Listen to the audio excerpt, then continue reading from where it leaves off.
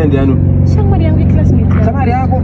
Yauko chimbundira naye mambundira akadaro. Anditi auchagara. Iyo salonjairira iyo ndokutaurira. Shamwari yangu hapana zvo. Saka mari yangu handechi. Anga nechikwereti changu. Iyo nezonda kuona kuti chiburuka mbenzi meme ukati. Andi ndakauti ndisekuru vangu. Saka every day ndingari nyikokuona nemapesi.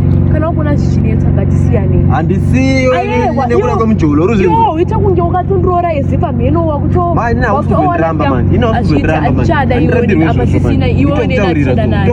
Amheno ndezvako achada naye. Saka every day ndingari nyikokuona nemaboyfriend. Kochiko chiri kumunibonetsa. Mungantaura chiri kunetsa. Tataona munhu wechikuru anogona kutigadzirisa bana. Chitonge ikweleti zvinoita. Inzwe munzwe kule zviri kuitika bana.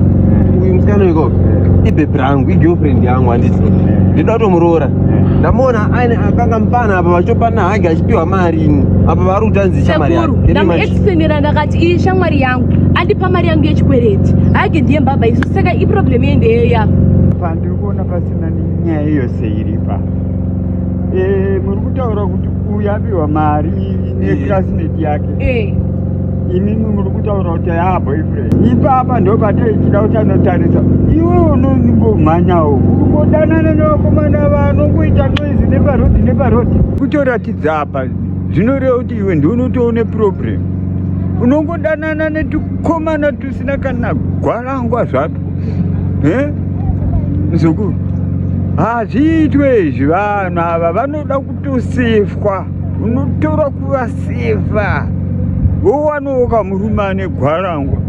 Muri kusova issues yedu here kana kuti muri kutoitawo zvimwe. Totosova issue yedu. Saka mati toita sei apa? Totoita ipapa uyu.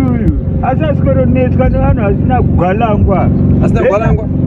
Beta nditomutambidza gwalangwa richienda muzukuru. Handezve tisiyana navo vakomana.